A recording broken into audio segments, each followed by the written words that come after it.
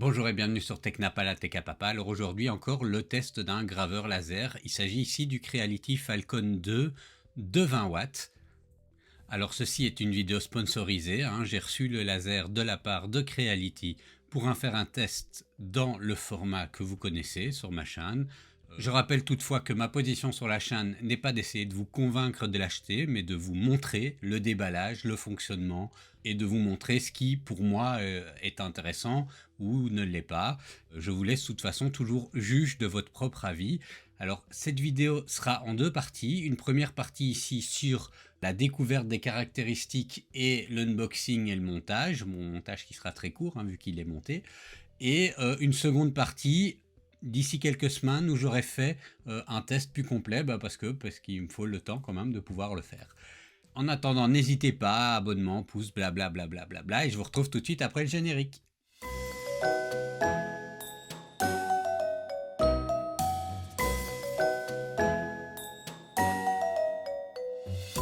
Alors commençons par la description du laser que j'ai entre les mains, donc ce Creality Falcon 2 de 22 watts. Je pense que beaucoup d'entre nous connaissent cette marque et c'est une marque qui est très présente dans le milieu des impressions 3D et qui a commencé à s'intéresser depuis quelque temps au monde des graveurs et découpeurs laser. Alors leur tout premier graveur laser, c'est le Creality CV01, celui-ci, et entre temps, vous voyez, ils ont quand même fait un petit peu de chemin pour arriver à ce graveur-ci, donc qui se déclinait en 5 watts, 10 watts, 22 watts, et il y a même, je pense, un module 30 ou 40 watts maintenant qui est disponible. Donc voilà, il y a bien un module 40 watts qui est disponible, mais qui est à un joli prix. Bon alors, quelles sont les caractéristiques de ce graveur découpeur laser?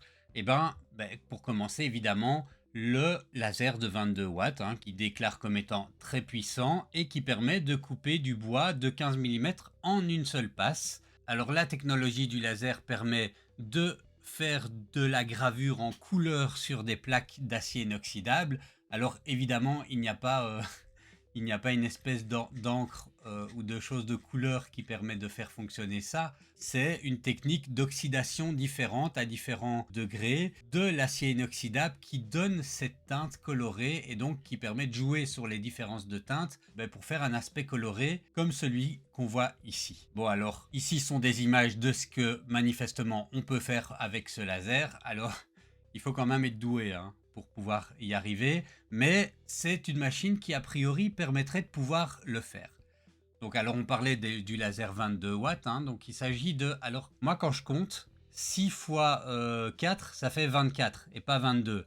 Alors je dois probablement pas bien connaître le système des lasers, mais donc on a 6 petits lasers de 6 watts qui nous donnent une puissance de 22 watts. Voilà, et qui permet de découper dans du bois de 15 mm en une passe. On vérifiera ça dans la seconde partie de la vidéo. De découper de l'acrylique noir en une passe aussi, je vérifierai ça également. De découper dans de l'acier inoxydable, je vérifierai ça également aussi. Mais donc, a priori, le laser est assez puissant. Alors un des points forts qu'ils mettent en avant, c'est la vitesse de fonctionnement de ce laser, et ils disent qu'elle tourne à 25 000 mm/min. Là encore, c'est un point que je vérifierai dans la seconde vidéo, mais c'est pas mal a priori, en tout cas sur le papier. Alors il a un système d'air assist intégré qui fonctionne de manière autonome, donc ça veut dire qu'on va pouvoir lancer les instructions de Lightburn pour qu'il s'active ou non. Il ne faudra pas comme la Xtool M1 avoir la pompe à côté qu'il faut activer manuellement. Ici, on peut envoyer des instructions directement via Lightburn et en gros, l'activer quand on découpe et ne pas l'activer quand on grave. Alors vous le verrez un peu plus loin dans cette vidéo-ci. On a sur le côté une petite molette pour ajuster l'airflow selon notre choix. Et voilà ce que fait l'air assist avec ou sans. Alors la tête de laser intègre un triple système de monitoring, comme on peut le voir ici, pour contrôler le monitoring de l'airflow, pour contrôler la lentille et pour contrôler le départ d'incendie.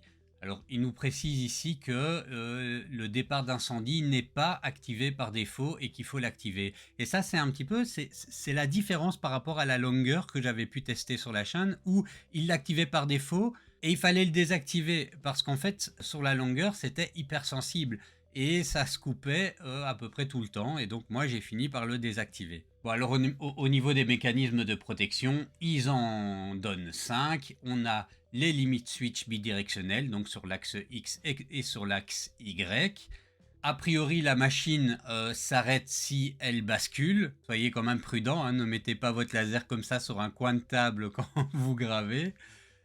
Il y a un système de clés qui permet d'empêcher les petites mains d'aller chipoter où elles ne doivent pas, un bouton d'arrêt d'urgence et un petit bouclier protecteur pour éviter d'avoir un contact direct avec les yeux, ce qui n'empêche pas d'utiliser les lunettes de protection. Bon, alors vous le verrez un peu plus loin dans cette vidéo, hein, le montage se fait en 3 parties, le cadre est monté, on met le laser et on met les racistes. Alors quelque chose qui est bien sur ce laser et que je n'avais pas sur le Sculpt Fun que j'ai testé précédemment, c'est le support offline. Donc en mettant les fichiers sur une carte SD, on va pouvoir comme ça travailler de manière offline.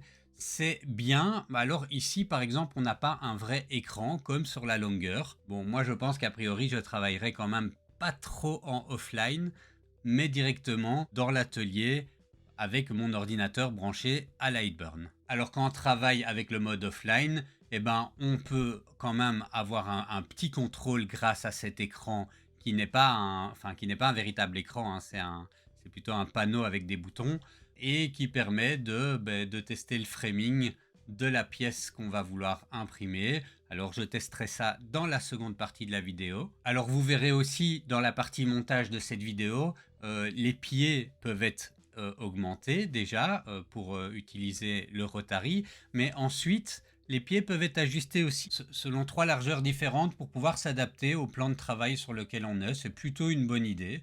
Et donc voilà, hein, je disais, on peut monter jusqu'à 56 mm en doublant la taille des pieds.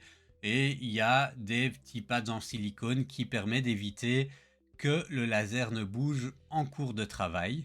Alors enfin, si on regarde concrètement la différence avec le Creality Falcon 1, bon, qui était en 10 watts, ben, on a un laser plus puissant avec une vitesse plus rapide, la gravure colorée, c'est quelque chose que j'ai encore jamais fait. L'espace de travail est similaire, hein, on est sur 40 et sur 41. La résolution est de 254 dpi dans les deux cas.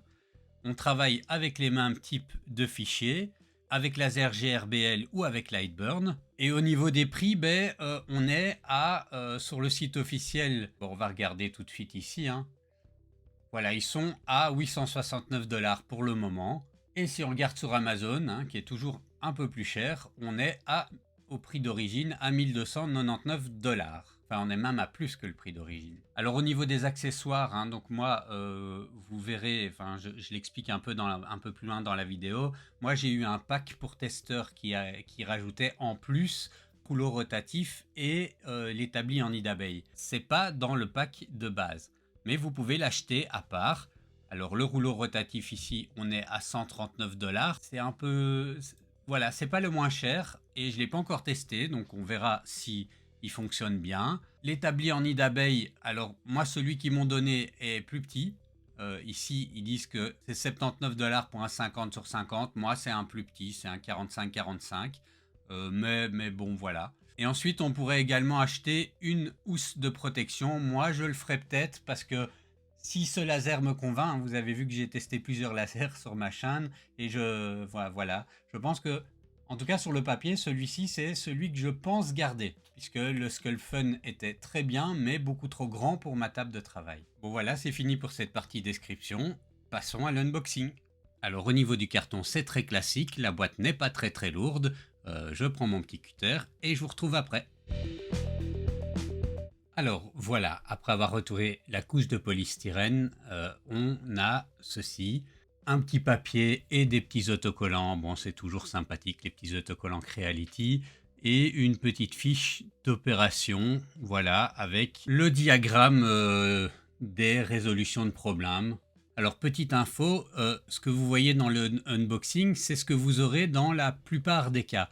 Donc pourquoi je dis ça? Parce qu'en fait, je me suis rendu compte, hein, en l'ouvrant, que quand j'ai regardé un petit peu ce qu'il allait avoir dedans, je me suis rendu compte qu'il donnait un Rotary module dedans.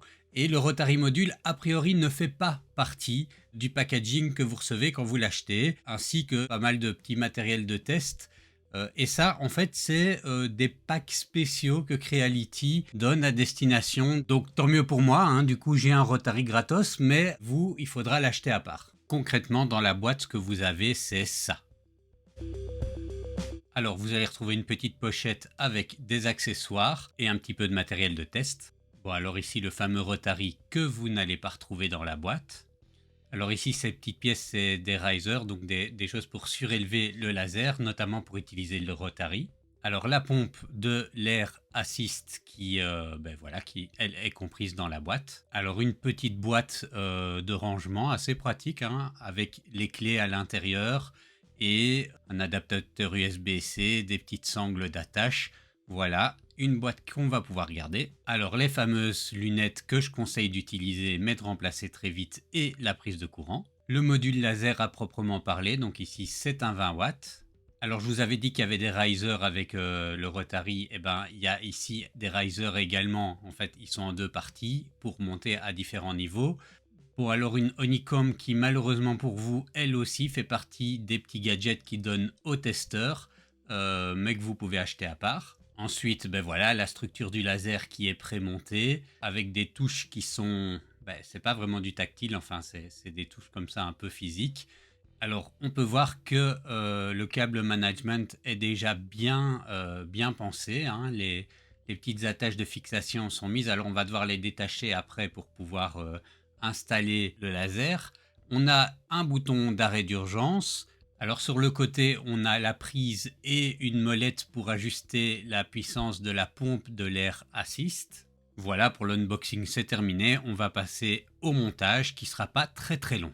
Et donc voilà, il est pratiquement monté, hein, comme vous pouvez le voir. Il n'y a pas grand chose à faire. La première étape, on va venir installer les petits pieds. Donc on vient les visser simplement comme ça dedans. Ensuite, on vient installer le laser. Alors là, c'est vraiment pas compliqué, hein. Il y a un câble à mettre. Et il y a une espèce de petit rail linéaire dans lequel le glisser et des petites molettes pour le maintenir sur le côté. Donc vous voyez ces petites molettes là, il n'y a vraiment rien d'autre à faire. Alors une fois que c'est fait, on va venir prendre ce petit câble là, vous voyez, et le brancher au seul endroit où c'est possible. Alors une fois que ceci est fait, on va venir détacher ce tuyau et venir le brancher dans la tête du laser, c'est le tuyau de l'air assist. Et dans l'espace qu'on a libéré, on va venir fixer le câble du laser. Ensuite, on va prendre les petits serre-câbles en nylon pour pouvoir faire un petit câble management plus propre. L'étape suivante consiste à brancher l'air assist dans l'emplacement prévu sur le côté du laser et venir prendre l'autre extrémité du tuyau d'air de l'air assist et la brancher dans la pompe. Plus alors qu'à brancher le câble d'alimentation dans la prise prévue à cet effet. Et on peut utiliser le laser, donc c'était vraiment pas un montage compliqué. Voilà, c'est fini déjà pour cette partie de la vidéo. Je vous retrouve d'ici 2-3 semaines pour la suite de cette vidéo où j'aurai fait toute une série de tests. Et en attendant, je vous souhaite une bonne soirée.